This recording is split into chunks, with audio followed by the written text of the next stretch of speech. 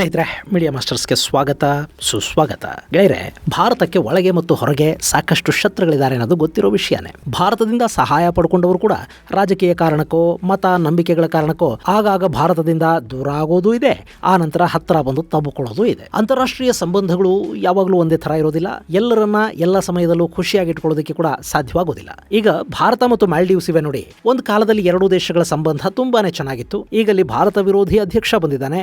India out, China ಇನ್ ಅಂತ ಹೇಳ್ತಾ ಇದ್ದಾನೆ. ಇನ್ನು ಭಾರತದ ನೆರಳಲ್ಲೇ ಸುಖವಾಗಿ ಬದುಕ್ತಾ ಇರೋ ಶ್ರೀಲಂಕಾ ಕೂಡ ಇಷ್ಟು ದಿನ ಭಾರತವನ್ನು ದೂರ ಇಟ್ಟು ಚೈನಾನ ತಬ್ಬಿ ಹಾಳಾಗಿ ಹೋಯ್ತು.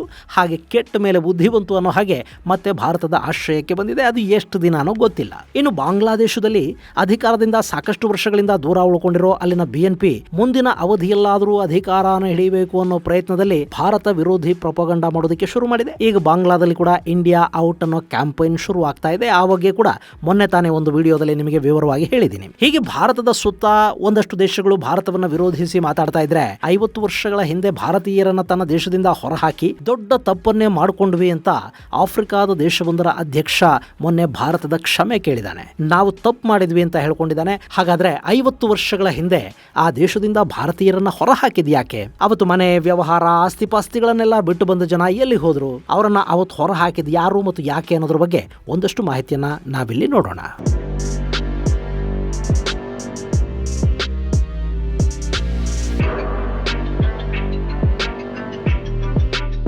ಗೆಳೆಯರೆ, ಜಗತ್ತಿನ ಸಾಕಷ್ಟು ದೇಶಗಳಲ್ಲಿ ಅಧಿಕಾರ ಬದಲಾವಣೆ ಆಗ್ತಿದ್ದ ಹಾಗೆ ಫಾರಿನ್ ಪಾಲಿಸಿಗಳು ಕೂಡ ಬದಲಾಗುತ್ತವೆ, ಸ್ನೇಹ ಸಂಬಂಧಗಳು ಬದಲಾಗಿ ಹೋಗುತ್ತವೆ. ಯಾವುದೋ ದೇಶ ಹತ್ತಿರ ಆಗುತ್ತೆ, ಇನ್ಯಾವುದೋ ದೇಶ ವಿನಾಕಾರಣ ದೂರ ಆಗಬೇಕಾಗುತ್ತೆ. ಇಂಥ ಐತಿಹಾಸಿಕ ತಪ್ಪುಗಳನ್ನು ಮಾಡದ ದೇಶ ಜಗತ್ತಲ್ಲಿ ಬಹುಶಃ ಯಾವುದೂ ಇರೋದಕ್ಕೆ ಸಾಧ್ಯನೇ ಇಲ್ವೇನೋ. ಮುಂದೊಂದು ದಿನ ತಪ್ಪಿನ ಅರಿವಾಗುತ್ತೆ, ಅವತ್ತು ಅದನ್ನು ಯಾರು ಒಪ್ಕೊಳ್ತಾರೆ ಅಂಥವ್ರಿಂದ ಮುಂದೆ ಅಂಥ ಪ್ರಮಾದಗಳಾಗೋದು ಕಡಿಮೆ. ಆದರೆ ಹಾಗೆ ಸಾರ್ವಜನಿಕವಾಗಿ ನಾವು ಮಾಡಿದ್ದು ತಪ್ಪು ಅಂತ ಒಪ್ಪಿಕೊಂಡು ಅದಕ್ಕಾಗಿ ವಿಷಾದ ವ್ಯಕ್ತಪಡಿಸೋ ಗುಣ ಎಷ್ಟು ಜನಕ್ಕಿರೋದಕ್ಕೆ ಸಾಧ್ಯ ಹೇಳಿ? ಇಂಥದೊಂದು ಕೆಲಸ ಮೊನ್ನೆ ಆಲಿಪ್ತ ದೇಶಗಳ ಸಭೆಯಲ್ಲಿ ನಡೆದಿದೆ. ಭಾರತವನ್ನು ದೂರ ಮಾಡಿಕೊಳ್ಳೋ ಮೂಲಕ ನಮ್ಮ ದೇಶ ಅವತ್ತು ದೊಡ್ಡದೊಂದು ಪ್ರಮಾದವನ್ನೇ ಎಸಗಿಬಿಡ್ತು ಮತ್ತು ಅದರಿಂದ ಭಾರತ ಕಳ್ಕೊಂಡಿದ್ದೇನೂ ಇಲ್ಲ, ಆದ್ರೆ ನಮಗಾದ ನಷ್ಟ ತುಂಬಾನೇ ದೊಡ್ಡದಿತ್ತು ಅಂತ ವಿಷಾದ ವ್ಯಕ್ತಪಡಿಸಿರೋದು ಉಗಾಂಡದ ಅಧ್ಯಕ್ಷ ಮುಸೆವೆನಿ. ಗೆಳೆಯರೆ, ಮೊನ್ನೆ 19ನೇ ಆಲಿಪ್ತ ದೇಶಗಳ ಸಭೆಯಲ್ಲಿ ಉಗಾಂಡದ ಅಧ್ಯಕ್ಷ ಮುಸೆವೆನಿ ಭಾರತದ ಬಗ್ಗೆ ಹೇಳಿದ ಮಾತುಗಳು ನಮಗೆ ಅರ್ಥ ಆಗಬೇಕು ಅಂದ್ರೆ ನಾವು 1970ರ ದಶಕದಲ್ಲಿ ಉಗಾಂಡದಲ್ಲಿ ನಡೆದಿದ್ದ ಭಾರತ ವಿರೋಧಿ ಚಟುವಟಿಕೆಗಳನ್ನು ನೆನಪು ಮಾಡ್ಕೋಬೇಕು.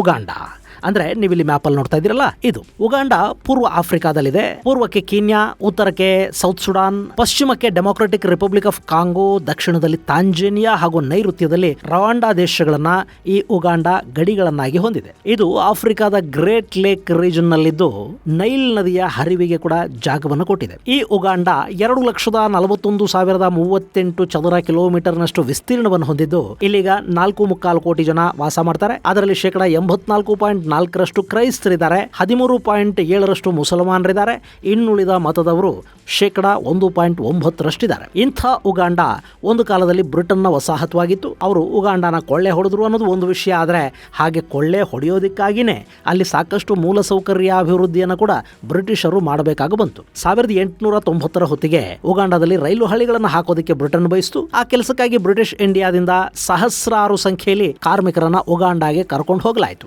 ಭಾರತೀಯರಷ್ಟೇ ಅಲ್ಲ, ಸರಿಸುಮಾರು 32,000 ಸೌತ್ ಈಸ್ಟ್ ಏಷ್ಯಾದ ಜನರನ್ನು ಕೂಡ ಬ್ರಿಟಿಷರು ಉಗಾಂಡಾಗೆ ಕರೆಸ್ಕೊಂಡ್ರು. ಹೀಗೆ ಅಲ್ಲಿಗೆ ಹೋದ ಕಾರ್ಮಿಕರ ಪೈಕಿ ಸಾಕಷ್ಟು ಜನ ಅಲ್ಲಿ ಕೆಲಸ ಮುಗಿದ ನಂತರ ತಮ್ಮ ತಮ್ಮ ದೇಶಗಳಿಗೆ ವಾಪಸ್ಸು ಬಂದ್ರೆ ಇನ್ನಷ್ಟು ಜನ ಅಲ್ಲೇ ಉಳ್ಕೊಂಡ್ರು. ಹಾಗೆ ಉಳಿದವರು ಅವತ್ತಿಗೆ ಸುಮಾರು 6,724 ಮಂದಿ ಅಂತ ಹೇಳ್ತಾರೆ. ಅವರಿಗೆ ಬ್ರಿಟಿಷರು ನೀವಿಲ್ಲಿಂದ ಹೋಗಿ ಅಂತೇನು ಹೇಳಲಿಲ್ಲ, ಅಲ್ಲೇ ಉಳಿಯೋದಕ್ಕೆ ಅವಕಾಶವನ್ನು ಕೂಡ ಮಾಡಿಕೊಟ್ರು. 1890ರ ಹೊತ್ತಿಗೆ 6,500 ಆ ಜನಸಂಖ್ಯೆ 1970ರ ಹೊತ್ತಿಗೆ ಅಂದ್ರೆ ಸುಮಾರು 80 ವರ್ಷಗಳ ಅವಧಿಯಲ್ಲಿ 80,000 ಜನಸಂಖ್ಯೆಗೆ ಮುಟ್ಟಿತ್ತು. ಗೆಳೆಯರೆ, ಅಲ್ಲಿ ಅವರು ಮಾಡದೇ ಇದ್ದ ಕೆಲಸಗಳೇ ಇರಲಿಲ್ಲ. ನಿಮಗೆ ಗೊತ್ತಿರಲಿ, ಯಾವುದೋ ಒಂದು ಊರಿಗೆ ಯಾವುದೋ ಒಂದು ದೇಶಕ್ಕೆ ಬದುಕು ಕಟ್ಕೋಬೇಕು ಅಂತ ಹೋದ ಜನ ಇರ್ತಾರಲ್ಲ, ಅವರ ಎಲ್ಲ ಗಮನ ಕೂಡ ಬದುಕು ಕಟ್ಟಿಕೊಳ್ಳೋದರ ಕಡೆಗೆ, ದುಡಿಯೋದರ ಕಡೆಗೆ, ತಮ್ಮ ಜೀವನ ಮಟ್ಟವನ್ನ ಸುಧಾರಿಸುವ ಕಡೆಗೆ ಕೇಂದ್ರೀಕೃತಗೊಳ್ಳುತ್ತೆ. ಹೀಗಾಗಿ ಅವರು ಬೇಗ ನಾನಾ ರೀತಿಯಲ್ಲಿ ಶ್ರೀಮಂತರಾಗ್ತಾ ಹೋಗ್ತಾರೆ. ಉಗಾಂಡದಲ್ಲೂ ಅದೇ ಆಯ್ತು. ಭಾರತ ಹಾಗೂ ಇನ್ನಿತರ ದೇಶಗಳಿಂದ ಹೋಗಿ ಅಲ್ಲಿ ನೆಲೆಗೊಂಡ ಜನ ಇದ್ರಲ್ಲ,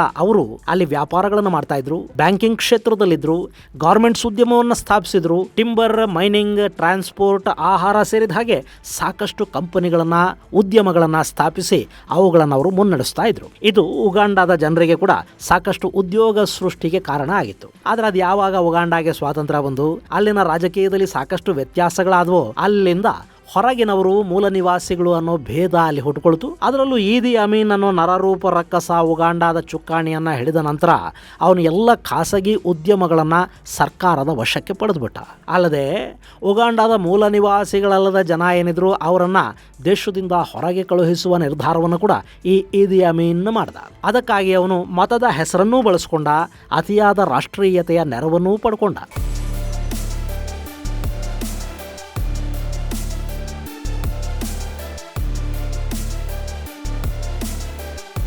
ಗೆಳೆಯರೆ, ಜಗತ್ತಲ್ಲಿ ಅತಿ ಅನ್ಸೋಷ್ಟು ಮತದ ಅಮಲು ಮತ್ತು ಅತಿ ಅನ್ಸೋಷ್ಟು ರಾಷ್ಟ್ರೀಯತೆ, ಇವೆರಡಕ್ಕಿಂತಲೂ ದೊಡ್ಡ ಅಮಲುಗಳು ಬೇರೆ ಇನ್ನೇನು ಇರೋದಕ್ಕೆ ಸಾಧ್ಯನೇ ಇಲ್ಲ. ಜನರನ್ನ ಮರಳು ಮಾಡಿ ಆಳಬೇಕು ಅಂದ್ರೆ ಈ ಎರಡರಲ್ಲಿ ಯಾವುದಾದ್ರೂ ಒಂದರ ಸಹಾಯ ತಗೊಂಡ್ರೆ ಸಾಕು. ಆದ್ರೆ ಈ ಈದಿ ಅಮೀನ್ ಆ ಎರಡರ ಸಹಾಯವನ್ನು ತಗೊಂಡ. ಎಲ್ಲಿಂದಲೋ ಉಗಾಂಡಾಗೆ ಬಂದ ಈ ಜನರನ್ನ ಇಲ್ಲಿಂದ ಹೊರ ಹಾಕಬೇಕು ಅಂತ ಅಲ್ಲಾಹು ನನಗೆ ಆದೇಶವನ್ನು ಕೊಟ್ಟಿದ್ದಾನೆ ಅಂತ ಹೇಳ್ಕೊಂಡ.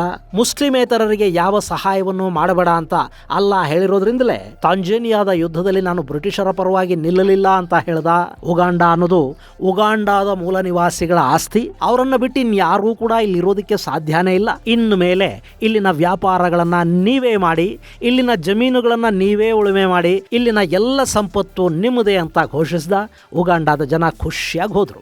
ಸಾಮಾನ್ಯವಾಗಿ ನಮಗಿಂತ ಶ್ರೀಮಂತರು, ಸ್ಥಿತಿವಂತರ ಬಗ್ಗೆ ಸಹಜವಾಗಿ ಒಂದು ಅಸಮಾಧಾನ, ಸಿಟ್ಟು, ಈರ್ಷ್ಯೆಗಳು ನಮ್ಮಲ್ಲಿರ್ತವೆ. ಅದರಲ್ಲೂ ಅವರು ಹೊರಗಿನಿಂದ ಬಂದವರಾಗಿ ಬಿಟ್ರಂತೂ ಮುಗದ್ದೇ ಹೋಯ್ತು. ಏನಾದರೂ ಒಂದು ನೆಪ ತೆಕ್ಕೊಂಡು ಅವ್ರ ಜೊತೆ ಜಗಳ ಮಾಡಬೇಕು ಅಂತ ಅಂದುಕೋತಾನೆ ಇರ್ತೀವಿ. ಹೀಗಿರುವಾಗ ಸರ್ಕಾರನೇ ಅವರನ್ನು ಓಡಿಸ್ತೀವಿ ಅಂತ ಹೇಳ್ಬಿಟ್ರೆ ಜನಕ್ಕೆ ಖುಷಿ ಆಗೋದಿಲ್ವಾ? ಉಗಾಂಡಾದ ಜನ ಕೂಡ ಖುಷಿ ಪಟ್ರು. ನಾಳೆಯಿಂದ ಈ ಏಷ್ಯನ್ ಜನ ಮಾಡ್ತಾ ಇರೋ ಎಲ್ಲ ವ್ಯಾಪಾರಗಳನ್ನ ನಾವೇ ಮಾಡ್ತೀವಿ ಅಂದ್ಕೊಂಡ್ರು. ಇನ್ನು ಮುಂದೆ ಅವ್ರ ಬಳಿ ನಾವು ಕೆಲಸ ಮಾಡೋದಿಲ್ಲ, ನಾವೇ ಮಾಲೀಕರು ಅಂತ ಬೀಗೋದಿಕ್ಕೆ ಶುರು ಮಾಡಿದ್ರು.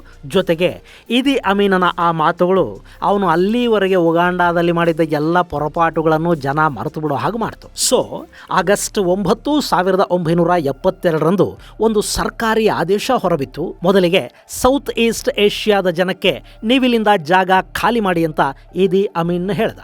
ಅದಾದ ಬಳಿಕ ಭಾರತ, ಪಾಕಿಸ್ತಾನ, ಬಾಂಗ್ಲಾದೇಶ ಸೇರಿದ ಹಾಗೆ ಇನ್ನಿತರ ದೇಶಗಳ ಜನಕ್ಕೆ ಕೂಡ ದೇಶ ಬಿಟ್ಟು ಹೊರಡಿ ಅನ್ನೋ ಆದೇಶವನ್ನು ಕೊಡ್ಲಾಯ್ತು. ಮಜಾ ಅಂದ್ರೆ ಅಲ್ಲಾನೇ ಈ ಜನರನ್ನು ಹೊರಹಾಕಿ ಅಂತ ನನಗೆ ಹೇಳಿದಾನೆ ಅಂತ ಹೇಳ್ಕೊಂಡಿದ್ನಲ್ಲ ಈದಿ ಅಮೀನು. ಹಾಗೆ ಹೊರಹಾಕಿಸಿಕೊಂಡವರಲ್ಲಿ ಸಾಕಷ್ಟು ಜನ ಪಾಕಿಸ್ತಾನ ಮತ್ತು ಬಾಂಗ್ಲಾದೇಶಗಳ ಮುಸಲ್ಮಾನರೂ ಇದ್ರು. ಹಾಗೆ ಅವತ್ತು ಉಗಾಂಡಾದಿಂದ ಹೊರದಬ್ಬಿಸಿಕೊಂಡವರ ಸಂಖ್ಯೆ 80,000 ದಾಟ್ತಾ ಇತ್ತು. ಇನ್ನು ಅವತ್ತು ಉಗಾಂಡಾದಿಂದ ಹೊರಹಾಕಿಸಿಕೊಂಡ 80,000 ಜನರ ಪೈಕಿ ಸುಮಾರು 50,000 ಜನರ ಹತ್ರ ಬ್ರಿಟನ್ನ ಪಾಸ್ಪೋರ್ಟ್ ಇತ್ತಂತೆ. ಹೀಗಾಗಿ ಅವರಿಗೆ ಉಗಾಂಡ ಬಿಡೋದಕ್ಕಂಥ ಯಾವ ಸಮಸ್ಯೆನೂ ಆಗಲಿಲ್ಲ. ಆದರೆ ಹಾಗೆ ದೇಶ ಖಾಲಿ ಮಾಡೋದಕ್ಕೆ ಈದಿ ಅಮೀನ್ ಇವರು ಯಾರಿಗೂ ಹೆಚ್ಚು ಸಮಯವನ್ನು ಕೊಟ್ಟಿರಲಿಲ್ಲ. ಬರೀ 90 ದಿನಗಳ ಕಾಲಾವಕಾಶ ಮಾತ್ರ ಅಲ್ಲಿತ್ತು. ಅವರಲ್ಲಿ ತಮ್ಮ ಯಾವ ಸಂಪತ್ತನ್ನು ಅಲ್ಲಿಂದ ತಗೊಂಡು ಹೋಗೋ ಹಾಗಿರಲಿಲ್ಲ.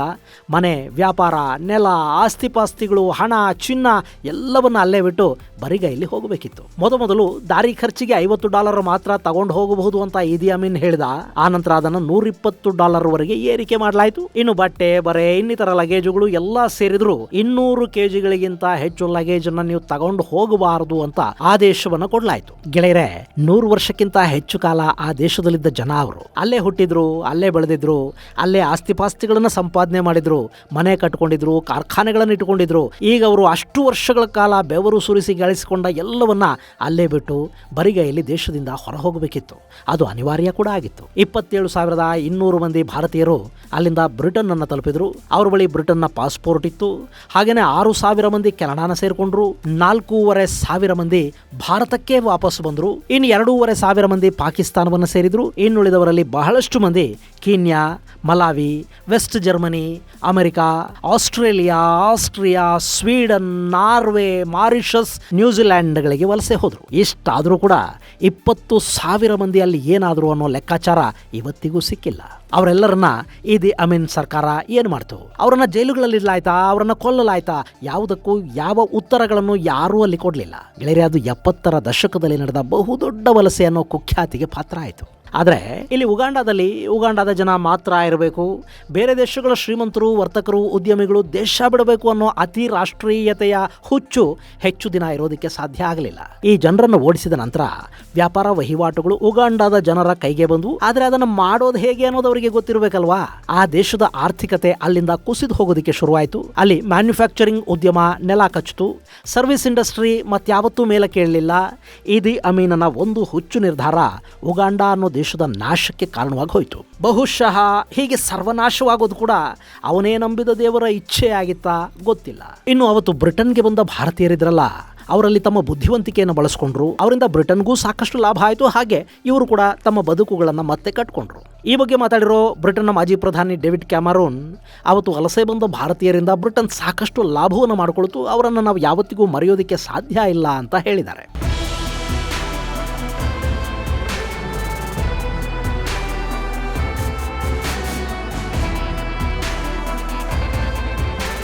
ಇನ್ನು ಗೆಳೆಯರೆ, ಈ ಈದಿ ಅಮೀನ್ ಸಾಯೋವರೆಗೆ ಉಗಾಂಡಾಗೆ ಭಾರತೀಯರ ಬೆಲೆ ಏನು ಅನ್ನೋದು ಅರ್ಥ ಆಗಲೇ ಇಲ್ಲ.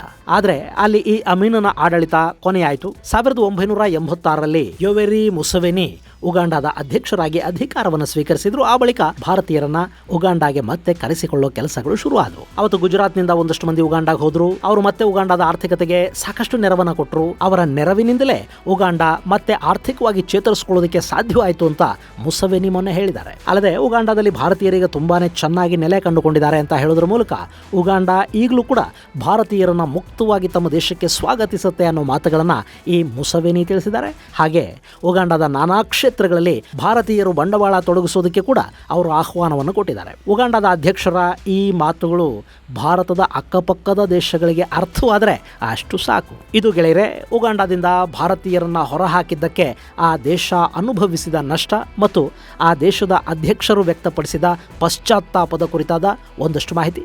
ಮುಂದಿನ ಸಂಚಿಕೆಯಲ್ಲಿ ಮತ್ತಷ್ಟು ವಿಶೇಷಗಳ ಜೊತೆ ಮತ್ತೆ ಭೇಟಿಯಾಗೋಣ. ಅಲ್ಲಿವರೆಗೆ ಜೈ ಹಿಂದ್, ಜೈ ಕರ್ನಾಟಕ.